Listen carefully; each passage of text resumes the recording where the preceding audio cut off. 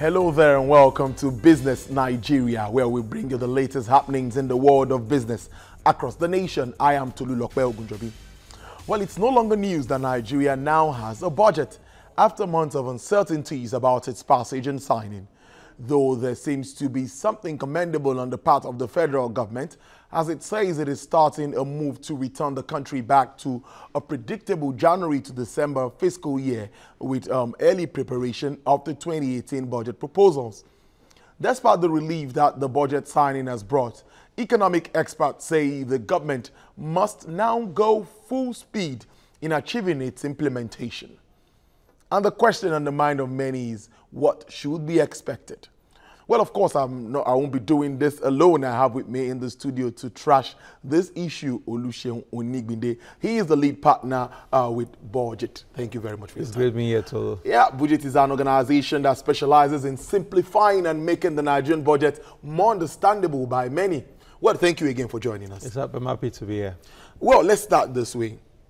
From the brouhaha, if that's allowed to be used, between the legislature and the executive arm of government before the budget was finally passed.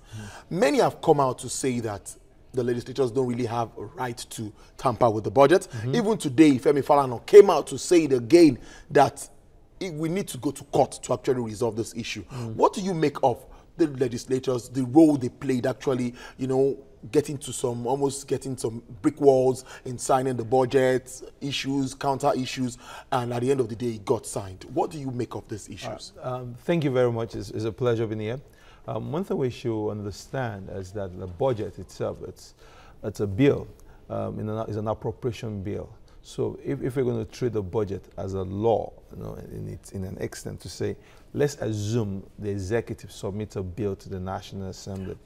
The powers of the National Assembly to any bill is as wide as possible. That means they can take any item, they can include any item, they can remove any item. And they can send that to the executive for assent. And the executive can decline and ask that some clauses should be revised. And so that's the same approach we should put in the budget. The budget submitted by the executive, as I understand, and as the Constitution puts it, it's an estimate. It's a draft estimate that the National Assembly should consider, review, and possibly send back to the executive for signature for assent. And the powers of you reviewing an item varies. Some people have said, oh, you can only increase the line item. You can introduce new line item. And if you need to introduce new line item, you have to go back to the executive. If you put a bill in front of the National Assembly to say the executive, the National Assembly has the right to put in as much clauses as they want. So I don't think I agree with that point to say the National Assembly does not have the right to tamper with the budget. What we should do is, one, I agree, let's go to the courts. Because if you look at where we borrowed this from, we borrowed a structure from the US government. And even in the US, it's even more extreme. In the last 5 to 6 years, the executive proposal is not even considered by the Congress. It's just a statement of understanding. So whatever Trump puts down today is a statement of understanding that this is what I want to be the philosophy guiding my government.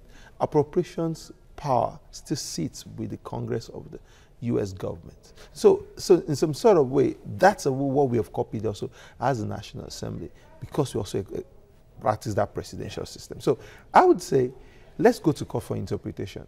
Maybe it becomes a better guide for all of us about what it is. But something is missing, and I think what's missing is the fundamental, which is, what is a budget? A budget is not a point for contract award. It's not a point to give out money to people. A budget should be structured on planning, on effective planning. So that means if the National Assembly and the executive already understand that this is the way, this is the direction of our government in the next 4 years. And interesting, the National Assembly majority is also of the same government or the same party with the executive. So we agree that we want to complete Second River Niger Bridge. We agree that Lagos-Ibadan Express Road must be completed. We agree that we want to deliver 100,000 houses. And there's a broad theme, a big theme that is guiding government, that is guiding the party, in which the manifesto is followed to the end. It makes it easy for the budget now becomes what we used to segment it on an annual basis. You know, but what we ever had is that people just wake up and say, this is what we feel off the cuff, this is what we think we want to do. And because of that, a lot of things get thrown into the budget. The government should have had that single focus from the beginning. And everybody is a system or is a process that has the input of everybody, including national. So it should be like a retreat. And we all agree this is the big pipe projects I'm going to do. This is the fund for constituency projects. This is the fund for contingency and other consolidated expenses. And that's what we want to do. But because we've not made the budget an element of planning that has the entire input of everybody from the beginning, that's why we keep running into this logjam at every time. Indeed, Sean. That brings me to this same National Assembly saga now directly with the Minister of Power Works and Housing on issues relating to the Lagos-Ibadan Expressway. Now, research that I conducted shows that the National Assembly members claim that what they want is fairness and equity. That what they did, they want public-private partnership in order to, complete that road and some other roads. And they put into consideration other roads, maybe from the southwest, the northwest, and all of that, so that everybody will feel the impact of this budget, which is what it's supposed to be. But they are saying that the minister came out to say, no, some monies were deducted from the Lagos-Ibadan Expressway, and this has also brought up issues, some issues has been brought up in all of this. Now, in that kind of situation, what do you think should have been done, either by the minister or by the legislators? Yeah, it should have been conversations that were had at the back door, because these are things that possibly should not have come into the public. There was a budget defense system. And it's just because as institutions, we don't respect processes of institutions. Why you have a budget defense system is that the minister should come in front of the National Assembly and defend his or her numbers. Now, if the minister has defended his or her numbers and you have had a mutual agreement on the basis of that platform, that should be the guiding document forward, But you find out that after you have all these budget defense systems, the National Assembly goes back and imputes whatever into this document. Whereas I agree that the powers of the National Assembly is there, the motives of the National Assembly, for me, has not been as pristine or as clean as possible as you expect it to be. And that's why a lot of time he undermines his own institution. Because if you say, this is the process, defend your budget, we shake hands on it, and that becomes the input into the General Appropriation Committee, we understand that whatever Fashola wants to raise will have been raised on the floor of the National Assembly. When you come, the budget has been passed, when the budget has been signed, and we are back into this squabble. And I feel this political expediency is a problem. And that's why the planning is always a problem. You see, if from the beginning we understood that this is the bucket of resources we will have, and this is what we can do per time, because these are the most critical national projects, we'll have defined the spread, we'll have defined how we are going to proceed with all of this. But we don't plan effectively. The closest thing we have right now is the ERGP, which is the Economic Recovery Growth Plan, and that's still in its infancy stage. So most importantly, we should have planned better. And I think there will be a supplementary budget. I think that's what the executive should kick for. Yeah. The budget has been signed. They should move on from this back and forth they're having with the National Assembly.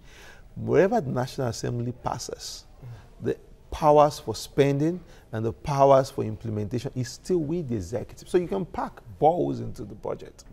But if I decide not to release funds for balls, you can charge me to court.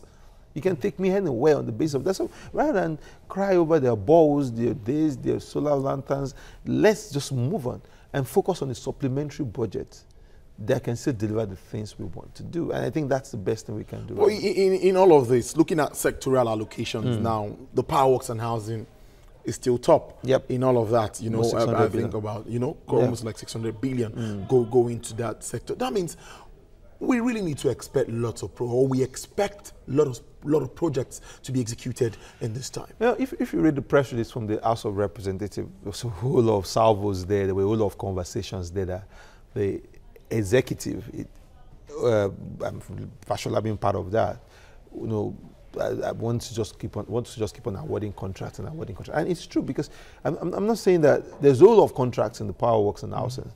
And wherever you find contracts, it's always a magnet for the political class. And that's why I've always advocated put more open contracts in place, so that we can have a more fair system, that represents every interest, But going forward, I think the National Assembly needs to hold the executive to account. They are the biggest point of accountability in a very fair manner.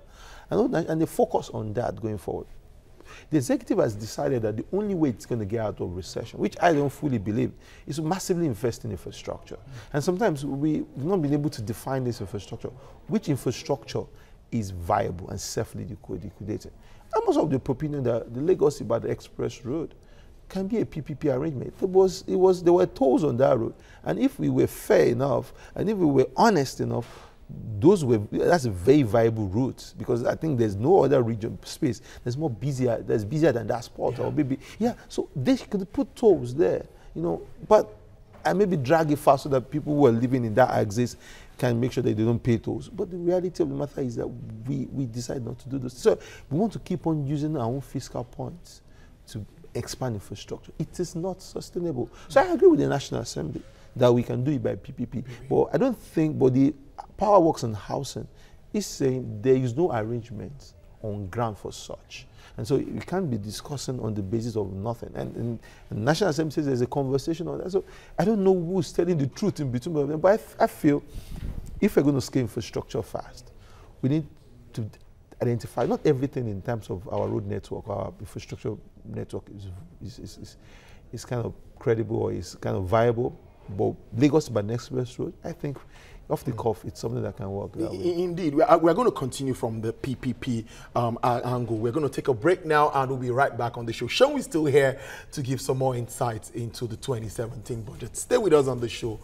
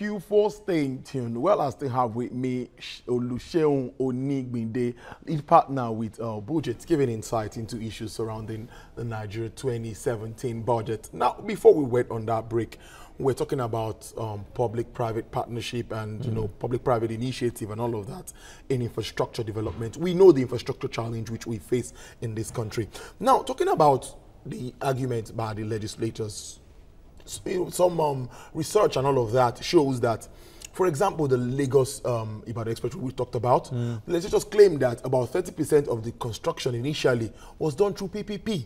And even if you look at it now, the Apapa Road, which we've all talked about, that's the port road, the road that leads to the nation's seaport, the very important revenue generation for the country, is also now been taken over by Dangotes and flour mills of this world. So indeed, I see the PPP thing as a step in the right direction. Yeah, I for once felt, rather than use all the fiscal buckets we have to fund roads, we could have raised a separate infrastructure bond, maybe a 4 billion naira infrastructure bond, that we know that for roads that's self-liquidating, the Lagos Ibadan Express road. So, because sometimes we also overestimate Nigeria's credit worthiness in the face of private, and because we feel the PPP that we have tried, either ended in court cases or either disputed in one way or the other. Also because the motives or the planning were not pristine, were not clear, were not even transparent enough to the public. And so we could have raised a small bond, $3 to $4 billion bond, and say this bond is geared towards Lagos Express Road. The payment lines are clear, and they're going to be handled by a private consortium in terms of management, and we make sure that we focus on maybe Lagos to Benin Road too, which also understand as a bit of considerable haulage, Lagos to Abuja. We could have defined and done a lot of research to look at where exactly, what's viable in terms of the road network. Put the PPP behind that. But we're thinking we can print money or we can use oil revenues or tax revenues to massively scale our infrastructure. It's not going to work. We will keep falling short at every time. The primary role of government, in my own view, is focus on the welfare of the people. Education and health is a critical element of that. But what we have been doing, what this administration has been doing, is underfunding education and health on a massive scale, on a very, very massive scale. Look at meningitis and see how it was hard for us to slow that back, and we had to have over 1,000 deaths. Lassa fever is creeping in again. We have not been able to match our counterpart payment for vaccines. We have been having issues. We've been doing for HIV patients since development partners slowed down funding. We're supposed to put more money into health. Tertiary hospitals, secondary hospitals, but we're not doing that because we feel, we need to put all this money in infrastructure because those are things that look glamorous and looks easy for people to say, you built this road. Things like health never looks glamorous. So I think the government should go back and rethink this idea of, we're going to pump so much money into infrastructure from the fiscal bucket, from the revenues from oil and taxes. We can raise a separate bond, create projects that are possibly viable, properly cost it, and make sure that that's the vehicle for us to pay back that bond. I think that's much more better. And I think that will get us faster to where I'll be. You can institutionalize it, create it. It could even be through the Nigerian Sovereign Investment Authority. It could be through that vehicle, but we have not done well in that regard. You talk about the Economic Growth Recovery Plan, which is a very, very important document prepared by this administration. But many have also argued that we could spend our way out of recession. Analysts have said that. I don't know if you on the back of the what, when we say we want to spend our way out, because these things have roots in the Keynesian School of Economics, backed by the U.S. The U.S. that prints its own currency, and so the global reserve currency. On the back of what? We want to spend our way out of recession. Fine, it's always been a tenable argument to say when production slows down in the economy, government's always a net contributor of funds so that you can stimulate back the key engines in the economy. I agree, but how long do you want to put that in? And our revenue is really, really low and very, very shabby. Our revenue to GDP is incredibly low. Our tax to GDP is incredibly low. So if we're going to be piling up debt, the question is, how are we going to pay that? If you follow numbers, 5 years ago, our debt servicing was not up to 500 billion naira. Our debt servicing 5 years ago was up to 500 billion. This year budget, 1.66 trillion was budgeted. And so we're massively rising our debt. We're not massively growing our revenue. And so somehow, it's going to come back and haunt us. And this is the problem we had in 1999, where we had to go, so we had to pay back all this debt because we wanted to reduce our debt servicing costs. So I feel we need to be more smarter as a country. We need to be more smarter. I know spending is what can take us. I know infrastructure spending is critical, but the source of funding is also what we need to define to do. If you build a Kaduna to Abuja rail, fine, on the back of debt, can that pay back infrastructure? Can that pay back in terms of haulage, in terms of movement of people? So we need to be able to properly define what are our routes. And the things, ones that are not on a viable route, we now consider how do we use our own revenues to get out of that. And I think we have not been able to separate both of them. What we've been doing so far is everything is in the same bucket. Indeed, almost finally now definitely we are yet to fully diversify. We still depend solely crude oil proceeds and all of that. Even that's what we're using to defend our naira. Exactly. The forex and all of that. Yeah. Now, $44.5 dollars per barrel and 2.2 million barrels per day. With the fluctuation and this shale oil projection for about the United States, do you see us meeting up with all of this? The projections are out there. The oil price has been slipping recently again. Yeah. Thank God production has been steadying because Forcados is back. Niger Delta is much more quiet. I know a lot of arrangement is going behind the door. So, but I think on our production level, we can be able to reach 2 million barrels. There was a time, maybe before 79, around 78, 79, we're doing 2.1 million barrels. Yeah, it was the indigenization policy and nationalization that slowed foreign capital, and we started having problems in that time. So realistically, we can do 2.1, 2.2 million barrels if we continue on this thread of peace that we have right now. The problem is the price. 44.5 million barrels, and the light of what is happening right now, where our price has even shot up to $46 per barrel per day, per barrel. Is that realistic? And I think it's an estimation taken too far.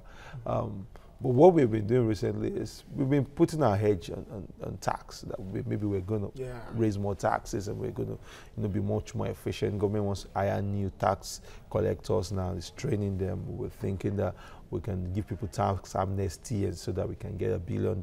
Well, that's always been the way to go. If everybody in the Nigerian system pays a fair share of the taxes, if it's properly recorded and properly remitted at a cheap cost, we're going to get there gradually. But I don't think, on the back of putting all our hopes on oil, I think that's already very, very evident that it's flattening out.